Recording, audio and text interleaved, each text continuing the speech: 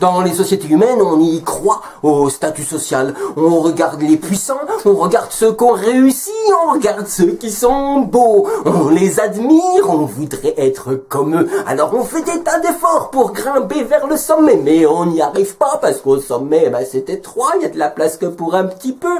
Si on était tous égaux, personne n'aurait plus de succès que les autres et on remarquerait pas, on remarquerait que ceux qu'on aime, ça serait bien assez. Bon, laissez-moi vous raconter une histoire. Une histoire. Il y avait une guerre, il y a eu une terrible guerre, c'était il y a très longtemps. Et à la fin de cette terrible guerre, Krishna rentrait chez lui. Krishna, vous savez peut-être, mais peut-être que vous savez pas, c'est Vishnu, le dieu suprême, sous forme humaine. C'est un avatar, comme on dit. Très peu savaient qui il était, ou peut-être même personne. Enfin, lui, il le savait, c'était l'essentiel. Enfin, sur son chemin du retour, Krishna traverse un désert. Et il se souvient que dans ce désert vit un ermite qui s'appelle Utanka, un ermite qui, à force d'exercice spirituel et d'ascétisme, a accumulé un grand pouvoir spirituel. Krishna décide d'aller lui payer une petite visite, de lui faire une petite visite, je parle comme les Anglais maintenant, lui payer une visite, lui faire une petite visite.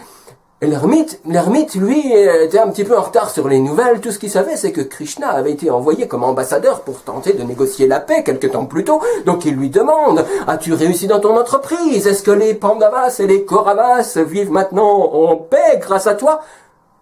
Mais tu sais pas, dit Krishna, tu sais pas. Mais nous avons connu la guerre. La guerre! Oui, dit Krishna, des millions sont morts, des centaines de rois maintenant gisent étendus sur le sol. C'était une terrible guerre. Des millions de morts, et tu n'as rien fait pour empêcher ça? J'ai fait tout ce que j'ai pu, dit Krishna. Des millions de morts, insista l'ermite, et tu n'as pas empêché ce massacre. Je suis fou de rage et je vais te maudire, car dans ton cœur, je le sais, tu voulais la guerre. Dans ton cœur, tu voulais la mort de tes ennemis. L'ermite leva son bras et il s'apprêtait à prononcer sa malédiction. Et la malédiction d'Utanka faisait trembler les créatures à des kilomètres à la ronde. Attends, dit Krishna, attends. L'ermite suspendit son geste. Attends, je connais ce pouvoir que tu construis patiemment dans le désert depuis tant d'années, et je ne voudrais pas le voir gâché à cause d'une malédiction mal placée. Je vais faire quelque chose pour toi que je fais rarement. Je vais te montrer qui je suis. Et Krishna, debout dans le désert, ses yeux mi-clos, montra à Utanka sa forme universelle. Utanka vit toutes les créatures n'être qu'une seule créature. Il vit la lumière et les ténèbres, il vit le silence, il vit les enroulements incompréhensibles du temps, il vit les planètes, les étoiles, les univers en un seul point. Il tomba à genoux et dit, je suis ébloui et calmé. Merci. Je veux te faire une faveur, dit Krishna. Je ne veux rien, te voir me suffit. Je te le dis, je veux te faire une faveur, insista Krishna. Dis-moi ce que tu veux.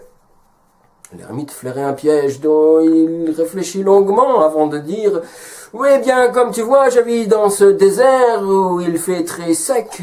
Pourrais-tu faire en sorte que je trouve toujours de l'eau quand j'ai soif ?» « Accordé, » dit Krishna. Et il continua son chemin. Quelques années plus tard, l'ermite marchait dans le désert, il faisait très chaud, il faisait très soif, il avait de la poussière plein la gorge et rien à boire. Il se souvint de la promesse de Krishna, il l'appela, et à ce moment, un énorme bruit se fait entendre, et un homme apparut, un géant, un homme avec de longs cheveux en bataille, très poilu, tout nu, avec des yeux rouges, une meute de chiens hurlant autour de lui. Dans sa main, il tenait sa verge, une énorme verge, et il pissait en marchant dans le désert. Quand il vit Utanka, l'homme dit « Tu as soif? Tiens, bois !» L'ermite était saisi de surprise. Tu m'offres ton urine? Oui, c'est le chasseur, oui, bien sûr, puisque tu as soif, bois donc! Alors Utanka céda à son caractère irascible, il piétina le sol et prononça des insultes incroyables. Le chasseur se contenta d'éclater de rire et disparut derrière les dunes, toujours poursuivi par ses chiens hurlants.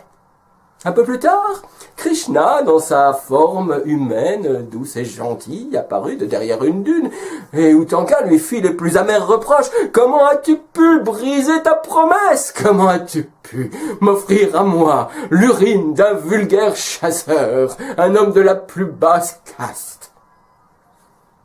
Ce chasseur, dit Krishna, c'était moi. Et la boisson que je t'offrais était le nectar d'immortalité. Mais tu m'as repoussé, Utanka. Tu es immortel, et les mortels ne peuvent pas devenir immortels. Adieu, Utanka.